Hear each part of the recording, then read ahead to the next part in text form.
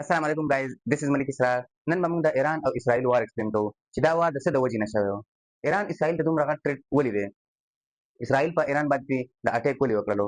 داسې چل وشولو چې اسرائیل په فلسطین باندې حملې کوي او دغه ته یو دوه تنظیمونه داسې دي چې هغوی ریټیلیشن کوي او اسرائیل ته واپس جواب ورکوي. یو موږ سره حماس دی، بل موږ سره حزب الله دی. حزب الله په لبنان کې دی او حماس موږ سره دغه ته په فلسطین کې دی او دا اسرائیل ته بھرپور جواب ورکوي او د هغو ریټیلیشن کوي. د اسرائیل هغه چې کوم فورس دی، کوم طاقت دی، هغې ته خو نه رسي، خو کم از کم خپل هغه جواب ورکوي. او دا تېر ځل موږ وکتل چې یاره په تېر شوي ویډیو کې ما ویلي مو چې یاره اسرائیل څنګه حماس څنګه په اسرائیل باندې اټیک کړی و. د دې نه بعد خبره داسې وه چې یاره د ایران او اسرائیل وار ولې وشولو؟ د ایران او د اسرائیل د وار مین کار دا و چې ایران به حماس ته او حزب الله ته فنډینګ کولو، اسلحه به یې ورکوله، پیسو لحاظ سره هر لحاظ سره به یې هغو ته فنډینګ کولو. نو ایران اسرائیل ته ډېر زیات غټ ټریټ و.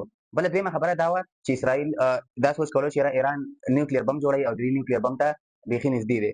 د دې د وجې اسرائیل په ایران باندې اټیک وشو او دا یو وار وشو چې په ټول دنیا کې د دې وار د وجې ټول دنیا په کیوس کې او په افراتفرۍ کې وه او خلکو ویل چې یاره یو تھرډ ورلډ وار بل کېدی شي. څنګه یو تھرډ ورلډ وار د دنیا د دې سوچ کولو او ویرېدل چې یاره کېدی شي یو تھرډ ورلډ وار شروع شي؟ ځکه چې اسرائیل شاته څوک ولاړ دی؟ یو سوپر پاور امریکا ولاړ ده او یو موږ سره رایزنګ پاور دی.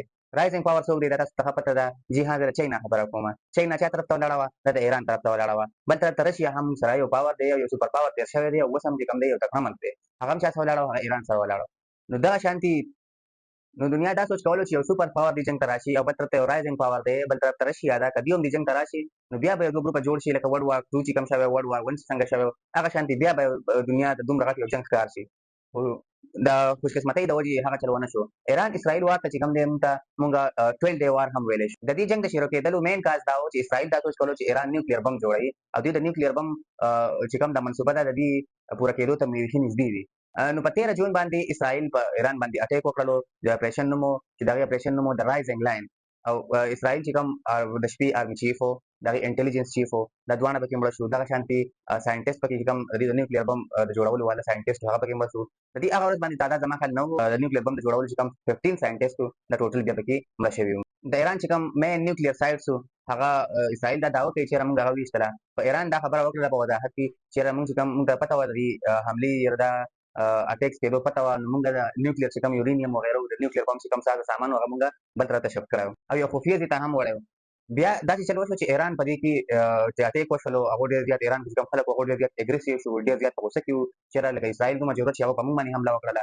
نو ایران واپس ټرو پرامس 3 د دې نه مخکې دوه اپریشنې دوی کړي وي او د اسرائیل چې کوم ملټري بیسز هغه یې ټرو پرامس 1 او ټرو پرامس 2.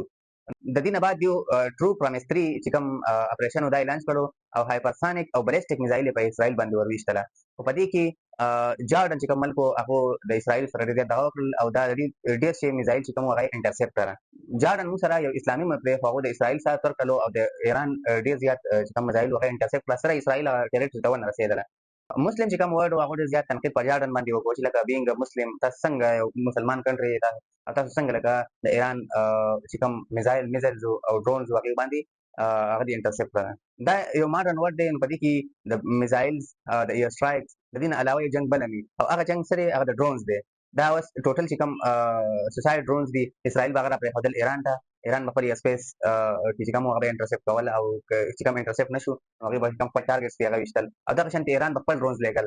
نو د ډرونز دا جګړه چې کومه ده په ماډرن ورلډ کې دا په جنګ کې یو نوې اضافه شوې ده او هر ځای کې چې کله د جګړې مونږ په مۍ کې چې کوم پاکستان او انډیا وار و په دې کې هم کتلي وو چې په دې کې به هم ډرونز دلته هغو راپرېښودلي او پاکستان ډرونز به هلته تللي. د ډرونز دا وار پکې هم دنیا ولیدله چې یاره څنګه ډرونز په جنګ کې پکارېږي. 12 ورځې جاري وو.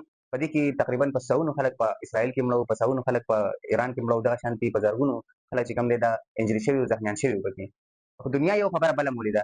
ټول دنیا به دا خبره منل چې د ټولو نه بیسټ دفاعي سیسټم چې کوم دی دا د اسرائیل سره دی. خو دا په ټول دنیا کې ټول دنیا ته دا ایکسپوز شو چې یاره اسرائیل سره دومره بیسټ دفاعي سیسټم هم نشته دی. ځکه چې ایران چې کوم بلیسټیک میزایل و او هایپرسانیک میزایل و هغه به چې تله دوی آیرن ډوم به ډېر کوشش کولو چې یاره دوی هغه انټرسپټ کړي خو هغه انټرسپټ نه کړله. په تل ابیب کې، په حیفا کې، په یروشلم کې، ټولو کې دنیا تباهي وکړله. دنیا ملټري سایټس و دوی هغه ټارګېټ کړه او هغه یې په کامیابۍ سره هغه ټارګېټونه خپل ویشتله او اسرائیل ایکسپوز کړو او اسرائیل چې کوم عام عوام هغه هم ډېر زیات ویرېده. د هغې چې کوم امریکا ده چې کوم په بیک باندې هغو ته ولاړه ده هغو هم ولیده او هغو په زړه کې هم دا یو یاره راغله ټولو خلکو ټولو تجزیهکارانو دا خبره کول چې یاره امریکا ته هم پته ولګېده چې اسرائیل دومره هم نه دی چې یاره هغه خپل دفاع وکړي. د دې نه علاوه د اسرائیل یو اخبار مطابق اسرائیل 12 ارب ډالر نقصان کړی په دې 12 ډیز جنګ کې.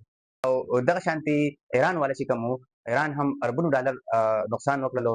دین علاوه دا جګړه شروع شوې په 13 جون باندې او په 22 جون باندې امریکا خپل بي 52 او اف 35 چې کوم جټ تیاری په هغه سره باندې د شپې ایران باندې سټرایک وکړلو او دا داوی وکړ چې زموږ د ایران چې کوم 3 نیوکلیر سایټس دي دا موږ تباه کړل.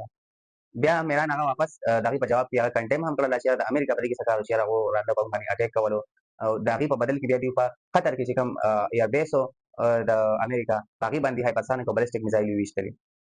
او بیا په 24 جون باندې د جنگ بندۍ اعلان وشولو او دوه ملکونو چې کوم دی هغه د سکون ساه واخیستل او په دنیا کې چې کوم د افراتفری شوی و هغه ختم شول. د دې جنگ کې دنیا دوه سيزونه ولیدله، دوه سيزونه ډېر زیات ایکسپوز شو او په ټول دنیا کې دا په ټرندینګ کې وغورځېد. یو د اسرایل چې کوم انټيليجنس ایجنسی دا موساد هغه ډېر زیات اپریشیټ شو چې هغه ډېر زیات تکمیل یا راغلي په ایران کې رانوتی او هر ځای معلوم کړو او اوس کله ټیکو کونډه په کامیابی سره خپل ټارګټ چې کوم دی دا کمپلیټ کړل او ویشتله. دین علاوه د ایران چې کوم انټيليجنس او دغه فیل رم ټول دنیا باندې باندې ویشره ناکام انټيليجنس دی او دیو په ناکامي دی تسلیم کی. ځکه چې دا موساد دومره نوته او هغه چې کوم دا هر څه دومره کول خپل انټيليجنس بیس کاروایي د ایران کې دنه کولی او دې ته به خپل نه ولګېدلې. او بل خبره دا چې اسرائیل چې کوم دفاعي نظام او کوم آیرن ډوم دا ټول دنیا ته ایکسپوز شول په دې جنگ کې چې اسرائیل چې کوم دفاعي نظام دی هغه دومره هم زیات نه لري چې اسرائیل مکمل چې کوم دی دا سیو دی محفوظ دی. هغه دنیا ول چې اسرائیل دومره هم محفوظ نه دی. د آیرن ډوم هغه ډیر زیات ایکسپوز شو. This is all for today. Thank you.